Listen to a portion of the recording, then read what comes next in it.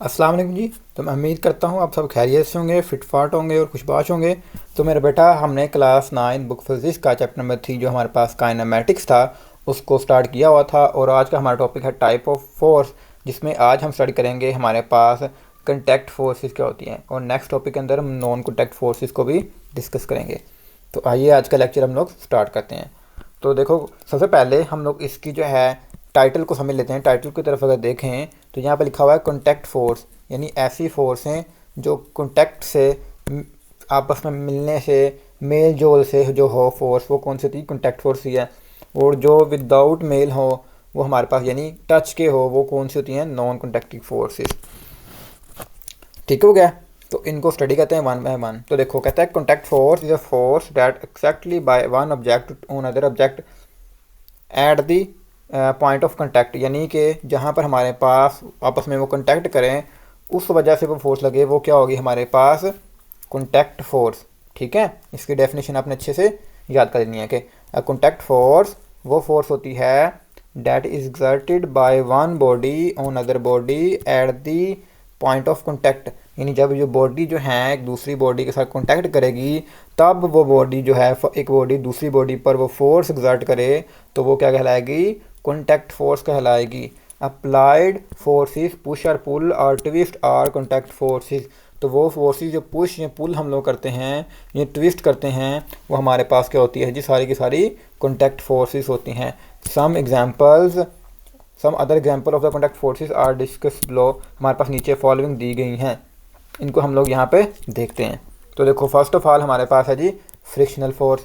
तो frictional force हमारे पास क्या कहता है? कहता है इट इज़ अ फोर्स, वो फोर्स है डैट रेजिस्ट, जो रेजिस्ट करे, मतलब मुखालफत पैदा करे, मोशन की, when the surface of one object move in the contact with the surface of the another. जब कोई एक बॉडी के सरफेस के साथ दूसरी बॉडी का सरफेस टकराए, रगड़ खाए, तो वहाँ पर एक फोर्स अगेंस्ट फोर्स क्रिएट होती है।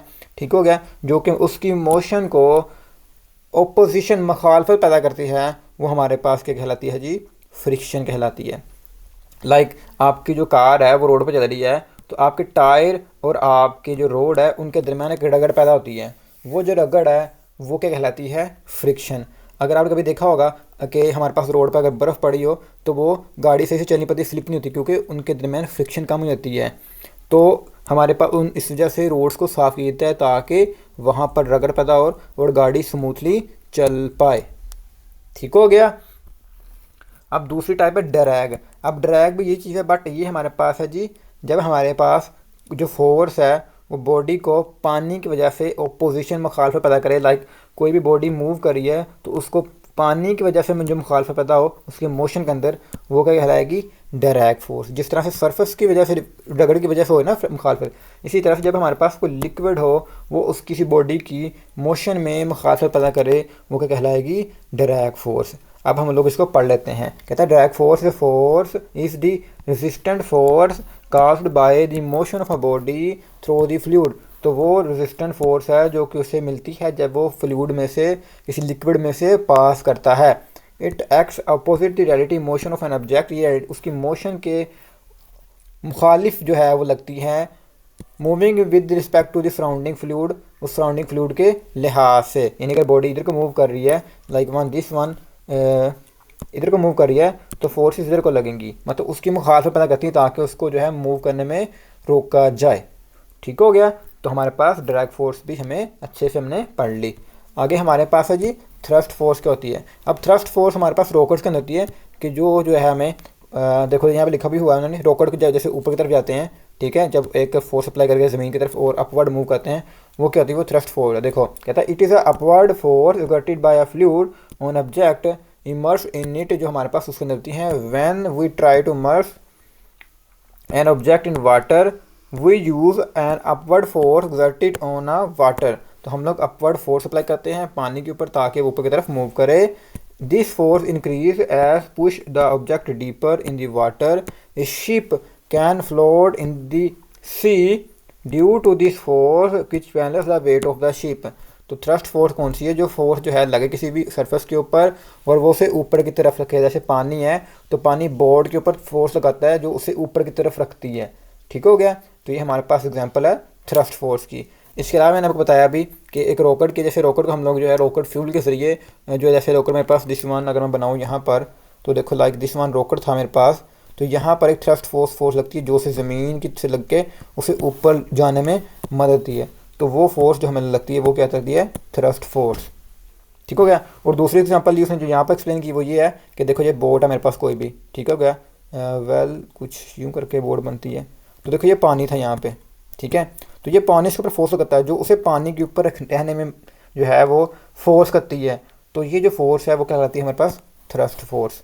क्योंकि ये सारी की सारी फोर्सेस कॉन्टैक्ट हो रहा है, मतलब पानी का और बोट का, इसका और ज़मीन का कॉन्टैक्ट हो रहा है। यहाँ पर देखा जाए हमारे पास फ्रिक्शन ये फोर्स थी ये वाली, तो इसके साथ भी कॉन्टैक्ट हो रहा है। ठीक हो गया। तो ये सारी के सारी क्या है, कॉन्टैक्ट फोर्सेस की टाइप हैं। आगे की नॉर्मल फोर्स क्या होती है, तो देखो कहता है it is a force of action exerted by the surface on an object laying on it. कहता है हमारे पास वो फोर्स है जो कि किसी सरफेस के ऊपर लगती है जब वो उसके ऊपर पड़ा हो। This force is act outward and perpendicular the surface is called support force upon it. Normal force क्या होती है, लाइक इसको मैं समझाता हूँ आपको, थोड़ा सा लॉजिकल है। देखो लाइक ये मेरे पास कोई भी कह लो कि सरफेस है, इसके ऊपर कोई भी चीज़ पड़ी हुई है, तो ये फोर्स जो है जो कि ये जो है इस सरफेस के ऊपर अप्लाई कर रही है। ठीक हो गया। एक फोर्स जो ये सरफेस के ऊपर अप्लाई कर रहा है और ये एक फोर्स जो है वो इसके ऊपर अप्लाई कर रहा है। ठीक हो गया। अब ये जो फोर्स ना जो कि ये जो सरफेस है इसके ऊपर अप्लाई कर रहा है वो उसकी नॉर्मल फोर्स है, और ये बराबर होगी किसके, जो कि ये बॉडी जो है इसके ऊपर अप्लाई कर रही है। सादा और समझो इस चीज़ को। लाइक ये देखो ये बॉल थी, ये कोई भी सरफेस है, ठीक है। तो देखो यहाँ पे क्या हो रहा है कि ये जो बॉडी है ना ये ड्यू टू ग्रेविटी नीचे की तरफ आ रही, बट ग्रेविटी लग रही है इसके ऊपर, बट यहाँ पर क्या है ये टेबल, ये जो हमारे पास सरफेस है ये भी इसके ऊपर ये फोर्स लगा रहा है, इक्वल फोर्स है, जिसकी वजह से इस टेबल पे बैलेंस्ड है। तो वो फोर्स मेरे पास क्या है, नॉर्मल फोर्स। ठीक समझ आ गई बात की। दोबारा समझो, ये बॉल जो थी ना इसके ऊपर ग्रेविटेशनल फोर्स जी लग रही है, कशिश शक्ल लग रही है जो इसे ज़मीन की तरफ खींच रही है, बट ये जो टेबल है इसके ऊपर सेम फोर्स इसके ऊपर लग रहा था। ये समझ लो ये टेबल है, ऐसे समझ लो, अब समझ आ जाएगा अच्छे से वो। ठीक है। ये टेबल इसके ऊपर भी एक फोर्स लगा रहा है, वो फोर्स क्या है, नॉर्मल फोर्स है जो कि इस ग्रेविटेशनल फोर्स को कैंसिल कर रहा है, जिस वजह से ये टेबल के ऊपर ही पड़ा हुआ है। ठीक हो गया। तो ये फोर्स क्या है मेरे पास, नॉर्मल फोर्स। ठीक हो गया। अब आगे मेरे पास जो टाइप है वो है जी एयर रेजिस्टेंस। अब एयर रेजिस्टेंस क्या होती है, जिस तरह से हमने डायरेक्ट फोर्स पढ़ी ना सेम वही है, बट इसके अंदर क्या होता है, वहाँ पर लिक्विड था, यहाँ पर मेरे पास गैस होती है, जो हमारे पास क्या लेते हैं एयर होती है। ठीक हो गया। सेम प्रोसेस है। कहता है it is a resistance opposition offered by air when object falls through it. जब उसमें से वो गुजरता है तो जो हवा है, जो एयर होगी, जो गैस होगी, जब वो हमारे पास उसे ओपोजिशन प्रोवाइड करेगी तो हम उसे डायरेक्ट फोर्स भी कह सकते हैं, बट जनरली हम लोग यहाँ पे एयर रेजिस्टेंस का नाम से देंगे। लेकिन उसने यहाँ पे डिफरेंशिएट कर दिया है, direct force due to liquid होगी और हमारे पास जो एयर रेजिस्टेंस होगी वो ड्यू टू एयर होगी। अब आपने याद रखना है दोनों सेम चीज़ें हैं, ठीक है। मैंने कुछ बुक्स में पढ़ा है, वहाँ पर जो है सेम टर्म यूज़ होती है, जो पुरानी किताबें जो हमने भी सिलेबस पढ़ा था उसके अंदर भी जो 9-10 के अंदर सेम टर्म यूज़ होती थी, बट न्यू सिलेबस आया तो उन्होंने इस चीज़ को डिफ्रेंशिएट किया है कि direct force due to liquid होगी और air resistance due to resistance provided by air to an object. ठीक है। तो जो एयर रेजिस्टेंस होगी वो क्या कहलाएगी, एयर की वजह से होगी, और direct force due to liquid होगी। ये आपने इसका डिफ्रेंशिएट याद रखना है। ओके हो गया। अब टेंशन फोर्स क्या है, अब टेंशन फोर्स भी जो है वो कुछ नॉर्मल फोर्स की तरह ही है, बट थोड़ा सा इसमें डिफरेंशिएट है। वो क्या है, मैं पहले पढ़ता हूँ फिर आपको समझाता हूँ। कहता है it is a force experience by a rope when a person और लॉर्ड पुल इट। जब हमारे पास क्या देगा लाइक दिस वन, कोई रस्सी है, इसके साथ हमने कोई भी मैश जो है वो जो है बांधा हुआ है, तो देखो इसके ऊपर एक फोर्स लगी जो कि ग्रेविटेशन फोर्स है, कशिश शक्ल है। अब ये होगी ग्रेविटेशन। अब वो फोर्स जो इस रस्सी की वजह से है और वो इसे यहाँ पर बांधे हुए है, यहाँ इसे बैलेंस कर रखे हुए हैं। यानी कि सादा अल्फाज बात करूँ तो देखो ये रस्सी थी, रस्सी के साथ कोई मैश था, मैश के ऊपर ग्रेविटेशन फोर्स लग रही है। अगर ग्रेविटेशन फोर्स लग रही है तो इसे यहाँ से नीचे गिर जाना चाहिए, बट ऐसा नहीं होता क्योंकि यहाँ पर एक और फोर्स मौजूद है जो कि ग्रेविटेशनल फोर्स के ही बराबर है, जो इसे इसके साथ जोड़े हुए है रस्सी के साथ। तो वो फोर्स क्या कहलाएगी, टेंशन फोर्स। यहाँ पर क्या थी, जब वो टेबल के ऊपर पड़ा था तो वो नॉर्मल फोर्स थी, लेकिन जब रस्सी के साथ लटका हुआ है कोई भी चीज़ ये है तो वो क्या कहलाएगी, टेंशन फोर्स। टेंशन क्या होती है, किसी भी धागे की या कोई भी हमारे पास जो बॉडी है जो किसी चीज़ के साथ जो हैंग्ड है, लाइक मेरे पास एग्जांपल हमारी बुक में आती थी जो हमने पढ़ा था सिलेबस, उसके अंदर क्या था, एक शॉपर बैग था जिसके अंदर क्या था, एप्पल्स थे, ठीक है, और उसे हमने एक जो था एक हुक के साथ जो था वो लटकाया हुआ था। तो यहाँ पर काफ़ी ज़्यादा ग्रेविटेशन फोर्स लग रही है, बट क्योंकि ये यहाँ पर जो है हुक के साथ जो है लगा हुआ है, तो ये शॉपर जो है यहाँ पर एक टेंशन फोर्स भी लगा रहा है जो इससे ग्रेविटेशनल फोर्स के साथ क्या कर रहा है, बैलेंस कर रहा है, ठीक है। तो वो फोर्स जो एक्सपीरियंस होती है, ठीक है, जो उसे बैलेंस करे किस चीज़ को, ग्रेविटेशनल फोर्स को, तो वो हमारे पास क्या कहलाएगी जी, टेंशन फोर्स, ठीक है जी।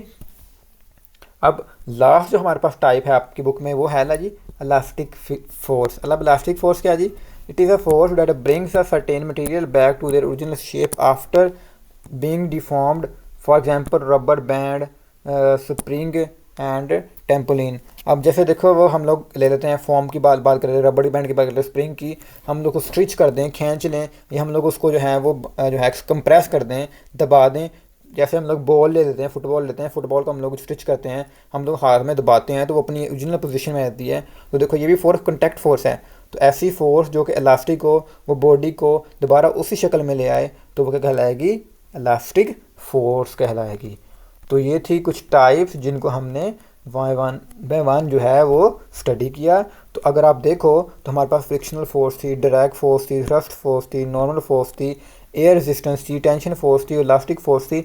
ये सारी की सारी मेरे बेटा जितनी भी हमने फोर्स पढ़ी हैं, ये दो ऑब्जेक्ट के दरमियान, दो बॉडी के दरमियान, दो मैटर्स के दरमियान जो है वो कंटेक्ट की वजह से ही लगी हैं। यहाँ में मौजूद जितनी मैंने पढ़ाई हैं उनमें से कोई भी ऐसी जो है टाइप नहीं है जो विदाउट कंटेक्ट लगी हो।